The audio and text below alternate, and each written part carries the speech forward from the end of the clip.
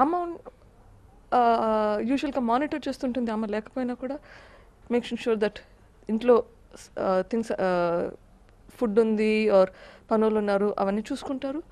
Unfortunately ఆ రోజు ఏమైంది, బయట మామూలుగా ఉండే మనిషి కూడా వేరే పని మీద, పర్సనల్ పని మీద రిక్వెస్ట్ పెట్టుకొని బయటకు వెళ్ళాడు 2 రోజులు కానీ.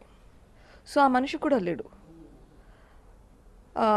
అది కూడా ఆయన చెప్పిన డేట్స్ ప్రకారం కాదు, మేము చెప్పిన డేట్స్ ప్రకారం ఆయన పోయాడు. ఎవరా వ్యక్తి? ఇంట్లో ఒక మనిషి ఉంటారులేండి. ఆ మనిషి ఏదో పని ఉన్నింది, పోవాల్సింది ఉంది. ఆయన కూడా లేడు ఆ రోజు. బయట ఇంకొక వాచ్మెన్ లాగా ఒక ఆయన అయితే పడుకొని ఉన్నాడు. అన్ఫార్చునేట్లీ ఆయన కూడా ఏం వినపడలేదు ఇంట్లో ఏం జరిగిందో. మీరు ఎందుకు వెళ్ళేంత వరకు పోస్ట్ మార్టం చేయవద్దు అని అక్కడ వాళ్ళని మీరు అడిగారు? మేము ఇక్కడ నుంచి బయలుదేరి, హైదరాబాద్ నుంచి బయలుదేరి దారిలో పోతుండగా నాకు కొంచెం ఇన్ఫర్మేషన్ వస్తుంది. ఆ ఇన్ఫర్మేషన్ ప్రకారం ఏదో అనుమానం వ్యక్తం అయితే వచ్చింది. తర్వాత ఫొటోస్ చూసాను.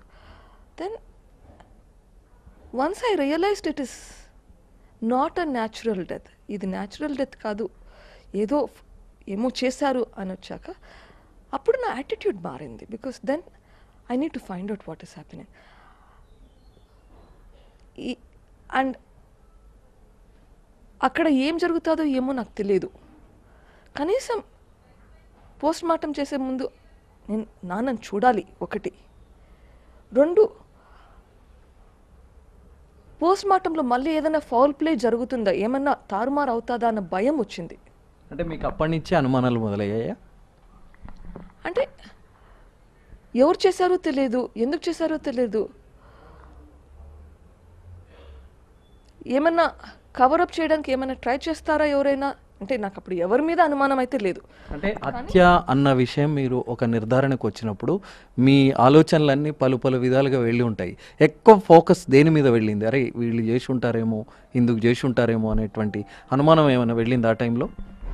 పలాని మనిషి మీద అయితే నాకు అనుమానం లేదు అప్పటికి కూడా. నా ఉద్దేశం వచ్చేసి డాక్టర్గా నాకు కొంచెం ఐడియా ఉంది ఏమి చెయ్యాలి అని. దెన్ ఇంకో డౌట్ వచ్చేసి ఇది పులివెందల్లో ఎవరుంటారు, వాళ్ళకి ఫెసిలిటీస్ అన్నీ ఉన్నాయా పోస్ట్ మార్టం చేయడానికి. I want to make sure అవన్నీ ఉన్నాయి, కరెక్ట్గా తీసుకుంటారా లేదా, శాంపిల్స్ కరెక్ట్గా చేస్తారా లేదా. ఒకసారి నేను వాళ్ళతో మాట్లాడితే నాకు ఇప్పుడు మనకి ఇంట్లో ఎవరికైనా బాగాలేదనుకోండి, మన వాళ్ళు పోయి డాక్టర్తో మాట్లాడితే మనకు సంతోషంగా ఉంటుంది, right? That is normal thinking.